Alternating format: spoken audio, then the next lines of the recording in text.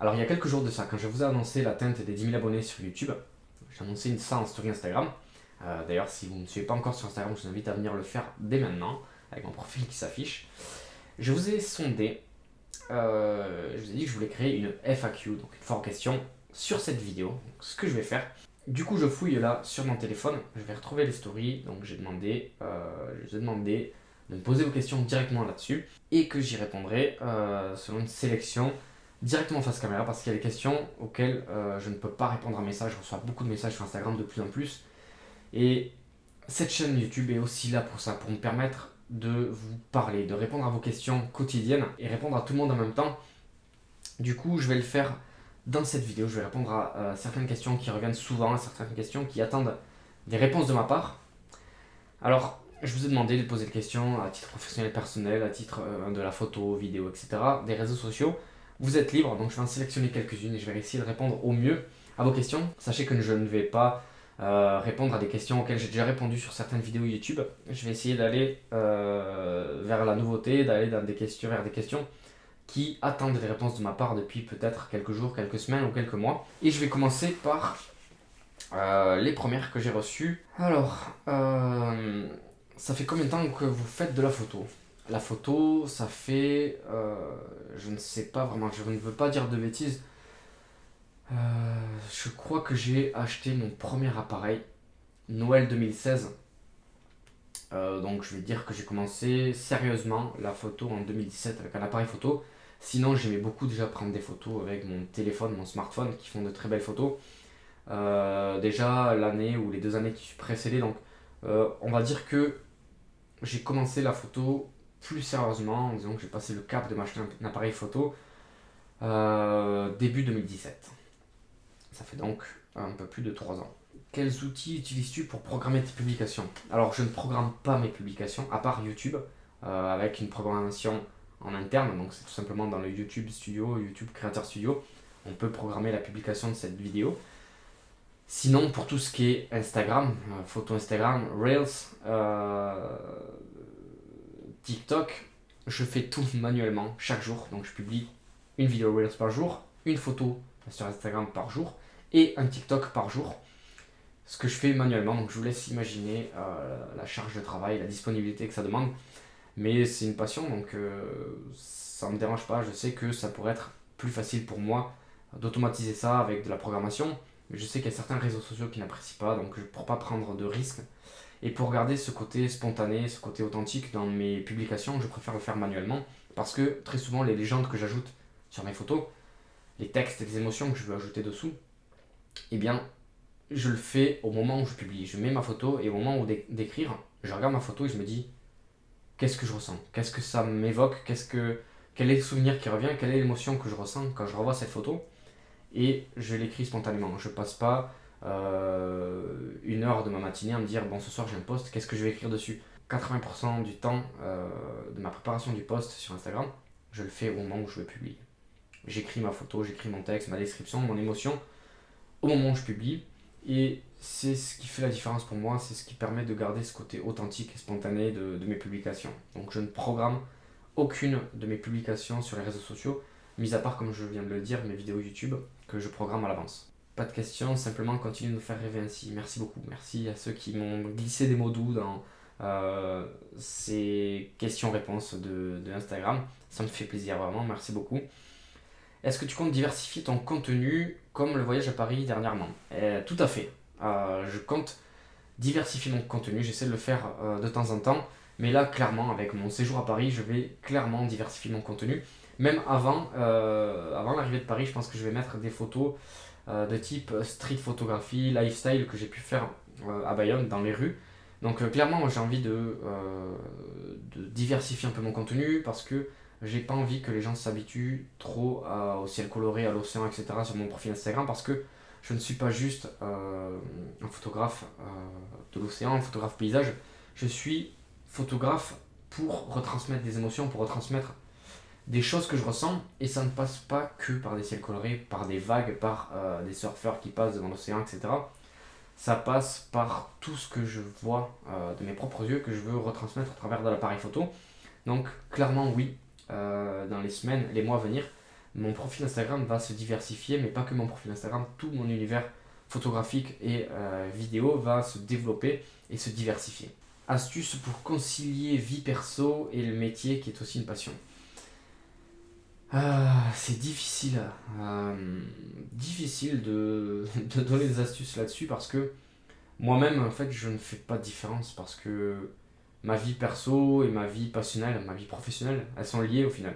Dès que je me lève, dès le réveil, je passe du temps sur ma vie perso, je passe du temps sur ma vie passionnelle, je passe du temps sur ma vie professionnelle. Et c'est la même chose du lever au coucher. Donc j'ai du mal à dissocier, ça peut avoir des répercussions, parfois ça peut être usant, ça peut être frustrant, ça peut être difficile. Mais à l'inverse aussi, c'est ce qui me permet de me motiver chaque jour, ce qui me donne la force de me lever. Et c'est ce qui me rend heureux aujourd'hui. Je ne pourrais plus changer mon quotidien, je ne pourrais plus mettre une croix sur mon quotidien, changer de métier, etc. Parce que euh, de faire un métier qui nous passionne, de vivre de sa passion, eh bien ça me permet d'ajouter de la passion dans ma vie, d'ajouter de la passion dans mon quotidien. Alors, libre à chacun en fait de concilier sa vie perso à sa vie pro, à sa vie passionnelle, parce qu'on ne ressent pas tous peut-être les mêmes besoins, on n'a pas tous les mêmes obligations, etc. Donc, les astuces que je vais donner par rapport à ça, apprenez à vous écouter, à savoir connaître vos limites, vos besoins, de savoir à quel moment il faut séparer votre vie perso de votre vie pro, de votre vie passionnelle, parce que il faut apprendre à s'écouter, à se connaître, et une fois qu'on apprend à se connaître, à s'écouter, les choses se font toutes seules. Quand on a besoin de lever le pied sur notre vie professionnelle, on le fait. Quand on a besoin de lever le pied sur notre vie passionnelle, on le fait. Et les choses se font naturellement et c'est comme ça que les choses se font le mieux. Une rencontre abonnée de prévu. Ouais, carrément. Ça fait quelques temps, quelques mois, peut-être même un peu plus d'un an que j'y pense, que j'aimerais le faire. Ah, là, avec la situation sanitaire, c'est un peu plus compliqué. Mais clairement, j'aimerais qu'on fasse une sortie à 10 peut-être pour commencer, à 20 personnes. Pour non pas donner un cours de photographie parce que c'est pas là le but, mais pour partager un moment ensemble, aller photographier un sunset ensemble, aller photographier dans les rues un moment ensemble, aller partager quelques mots, partager quelques expériences communes ou au contraire divergentes. Ça pourrait être cool. Clairement, c'est une chose que j'ai en tête et que j'aimerais qu'on puisse voir et que j'aimerais qu'on puisse mettre en place dans les semaines, mois à venir. Parce que le partage, c'est pas seulement derrière l'écran, le vrai partage, c'est de face à face, au travers de quelques mots, de quelques regards. Donc, ouais, carrément. Sachez que j'aimerais bien partager une rencontre abonnée ensemble. Donc, je n'oublie pas ça, je le note pour plus tard. As-tu prévu de mettre en place des cours photo? Ouais, carrément. C'est des choses qu'on me demande aussi régulièrement. Après, j'ai peur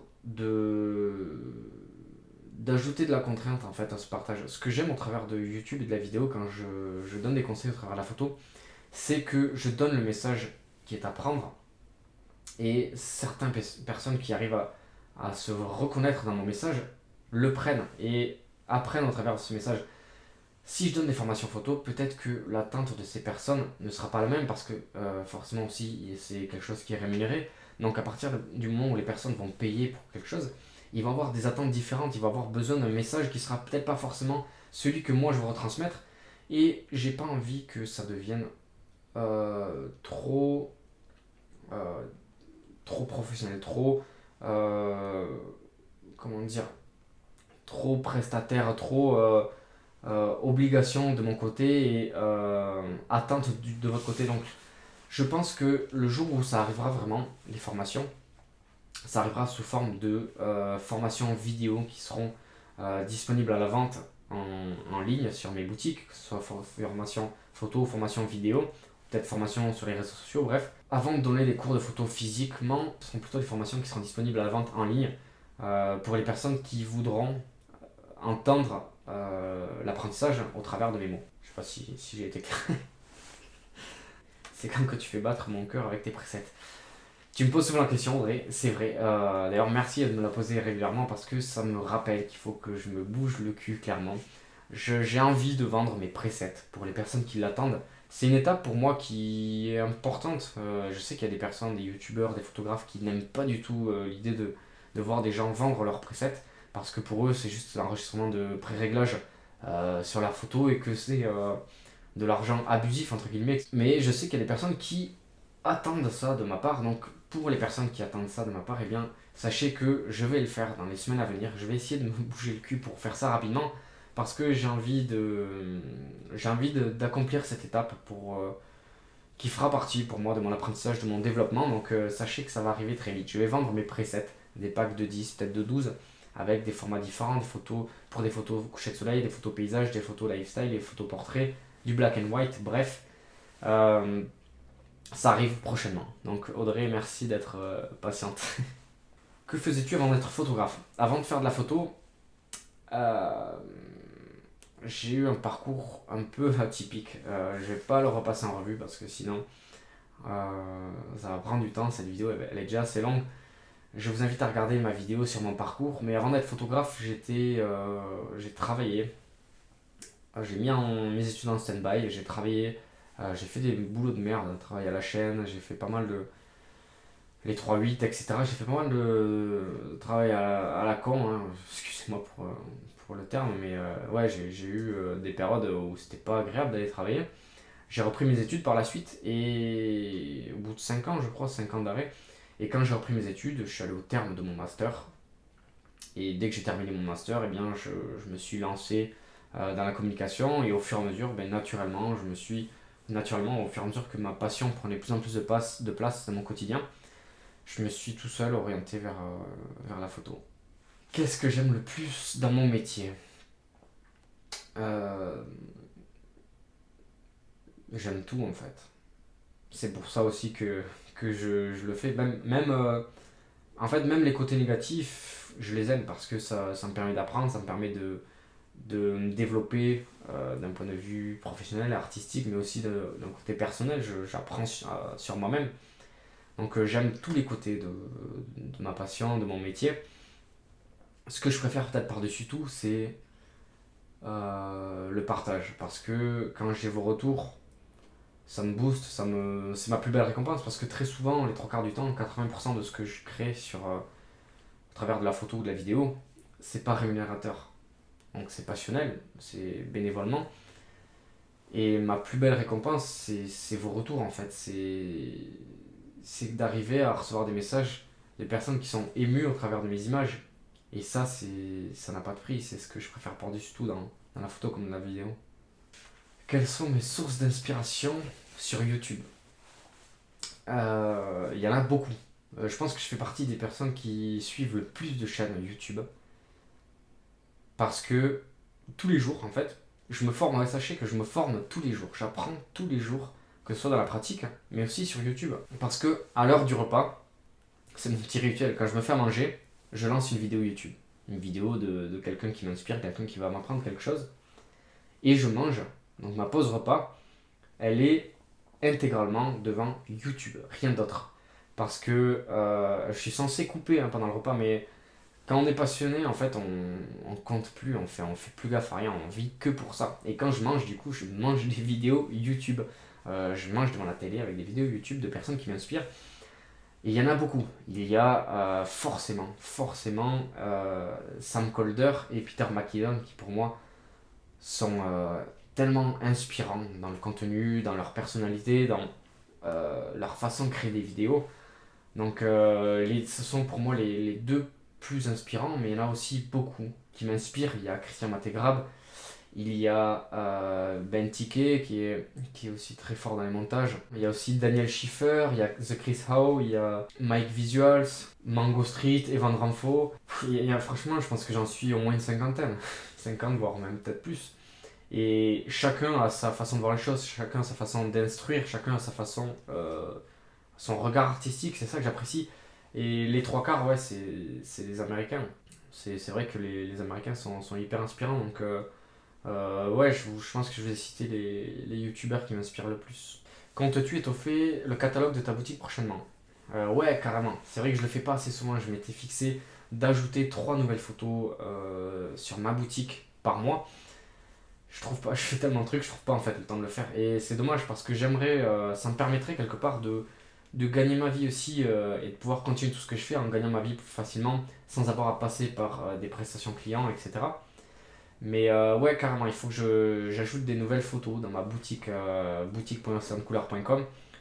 Sachez que s'il y a des photos que vous souhaitez acheter en tirage qui ne sont pas présentes sur ma boutique, je vends toutes mes photos présentes sur mon profil Instagram. Donc vous avez juste à m'envoyer un message ou un email, vous me demandez votre format, la photo en question, et je vous donne le prix, et puis comme ça je peux vous vendre le tirage que vous souhaitez. Quel est ton rêve le plus fou autour de la photo? Euh, ouais, c'est difficile à dire. C'est difficile à dire parce que euh, mes rêves et mes ambitions, ça se développe de jour en jour en fait. Ça évolue, ça change. Mais il y en a un clairement que j'ai en tête. Je peux pas le spoiler parce que j'ai envie que ça arrive bientôt. Je vais le préparer. Ça va arriver peut-être dans peut-être pas les mois, ça demande du travail, mais dans les années qui suivent, là, ça va arriver. Donc, ouais, je peux pas je peux pas le spoiler, je suis désolé, mais j'ai quelque chose de sympathique que je veux créer autour de la photo, sans forcément la prétention d'un succès autour de ça. C'est juste me dire, je l'ai fait. Voilà. Je suis désolé, je peux pas spoiler, mais ça viendra. Je vous en donnerai plus d'infos en temps voulu. Quelle est ma saison favorite? J'ai Allez, si, je vais en choisir une. Je vais dire que ma saison favorite, c'est l'automne. Parce que de septembre à octobre, moi, c'est là qu'il y a les plus belles couleurs, les plus beaux sunsets. Et c'est à ce moment-là aussi que il y a la rentrée, les gens reprennent le travail, reprennent les cours. Il y a moins de monde sur les places touristiques, tout ça, c'est... Pour moi, je pense que, ouais, à choisir, je vais dire que c'est l'automne, septembre, octobre, un peu novembre. Parce qu'il fait encore chaud, les places se vident et c'est là qu'en général les sunsets sont les plus incroyables. Mais j'aime beaucoup, beaucoup l'hiver, j'aime beaucoup la neige, j'aime beaucoup le printemps quand c'est fleuri, etc. Et j'aime beaucoup aussi l'été forcément. Mais allez, un petit penchant pour l'automne. Les musiques que tu choisis qui sont superbes sont décidées sur le moment ou sur le montage? Ça varie. Des fois, j'écoute une musique. Je suis abonné à plusieurs banques de sons. Et quand j'écoute les musiques, du coup, j'en télécharge, j'en écoute, je les télécharge. Et ça va dans les deux sens. Soit j'écoute des musiques et boum, je sens quelque chose, je ressens quelque chose qui me dit il faut que je crée telle vidéo. En fait, quand j'écoute la musique, j'ai les images qui défilent dans ma tête. Je vois, en écoutant le son, ce que j'ai envie de créer. Et ça, c'est comme sensation, c'est unique, c'est magique. Et à l'inverse, des fois, j'ai les images et une fois que je commence à assembler deux, trois premiers plans, je me dis, avec ces images, il me faut tel type de musique. Et là, par contre, ça prend du temps parce que je fouille pendant des heures, des fois des jours. Ça me prend plusieurs jours, des fois, pour trouver la musique qui correspond à ce que je viens d'assembler, les quelques premières secondes que je viens d'assembler. Donc, ça dépend en fait. Ouais, ça va dans les deux sens. Soit je trouve une musique qui m'inspire, qui va m'aider à créer une vidéo. Soit à l'inverse, je crée une vidéo et là, je passe des heures et des heures à trouver la musique qui est pour moi en adéquation totale avec ce que je viens de créer. Dans quel cas il est utile de passer d'un réflexe à un hybride? Pour moi, si tu veux t'initier à la vidéo, le réflexe c'est très bien. Il y en a beaucoup aussi qui font de la vidéo, qui font bien de la vidéo aussi maintenant, les derniers cris, etc. Mais pour moi, si jamais tu veux t'initier à la vidéo, il faut quelque part passer à l'hybride parce que l'hybride c'est connu aussi pour ça, c'est connu pour sa faculté à faire aussi bien la photo que la vidéo.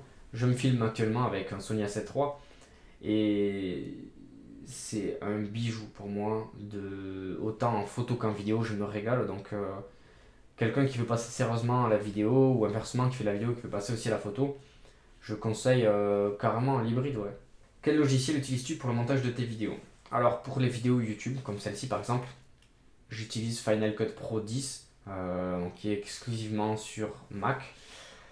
Et pour les vidéos de type Reels ou TikTok, très généralement, j'utilise des applications mobiles comme InShot ou comme VN. Ce sont des applications qui sont très performantes, qui vraiment, elles vont pas concurrencer les logiciels de montage sur ordinateur, clairement pas, mais elles ont beaucoup de fonctionnalités qui s'en rapprochent, donc très souvent ça dépanne, ouais, carrément. Comment tu trouves tes spots photos? Au feeling. Je fais par rapport, par exemple, au Pays Basque. Je fais par rapport au marais, par rapport au temps. Par exemple, si c'est un ciel nuageux, je vais plutôt chercher un endroit où il y aura des reflets. Si c'est un ciel épuré, je vais peut-être chercher un endroit. Enfin, je sais pas, en fait, ça varie sur le moment, par rapport à la météo, par rapport au marais, par rapport à la saison aussi, par rapport au nombre de personnes qu'il pourrait y avoir sur cet endroit, etc. Je fais au feeling par rapport aussi au- si ça fait longtemps que je suis pas allé à tel endroit, etc. Je fais vraiment au feeling, je fais par rapport à mes envies, mes besoins. J'ai pas trop envie de programmer à l'avance en fait. Faire des études dans ce domaine, est-ce vraiment important pour créer sa propre entreprise? Pour certaines personnes, oui, ça va être important parce qu'ils vont avoir besoin d'être guidés, d'être conseillés, d'avoir quelque chose de structuré en tête. Mais pour moi, la meilleure formation, c'est l'apprentissage, c'est la motivation, c'est la détermination en fait. Je suis autodidacte, donc j'ai pas pris un seul cours, une seule formation de photo, de vidéo. Et je dis pas que j'ai un savoir suffisant, je dois apprendre beaucoup encore, que ce soit dans la photo comme dans la vidéo. Et j'apprendrai toujours chaque jour. Mais aujourd'hui, je peux dire que je gagne à 100% de la photo et de la vidéo, euh, sans avoir fait moins de formation, sans avoir fait de BTS photo, etc. C'est celui qui est motivé, il apprendra davantage que celui qui fait sa formation par défaut, qui fait sa formation parce que celui qui se dit je vais être photographe donc je vais faire un BTS photographie pour apprendre. Bien sûr que c'est bien, bien sûr que c'est bien d'avoir une certaine structure, d'avoir des avis professionnels et d'aller plus vite. Mais celui qui va apprendre de lui-même par passion, je suis persuadé qu'il apprendra des choses que les autres n'apprendront pas. Donc ne vous mettez pas de barrière par rapport aux formations. Si vous êtes refusé dans certaines formations, c'est bon pour la photo, la vidéo, mais c'est bon pour tous les secteurs.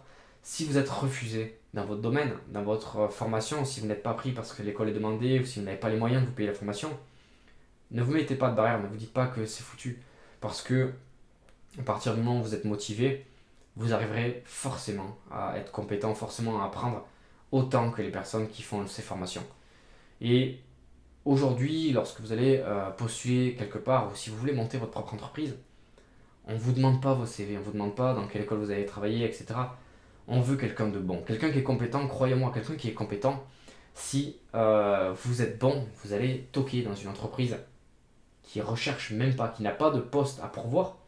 Si vous êtes le meilleur, croyez-moi que si vous êtes le meilleur dans votre domaine, cette entreprise trouvera le moyen de vous embaucher. Je vous promets que, je vous garantis que si vous êtes bon, vous êtes le meilleur dans ce que vous faites, vous trouverez toujours du travail. Toujours du travail, peu importe où, peu importe quand.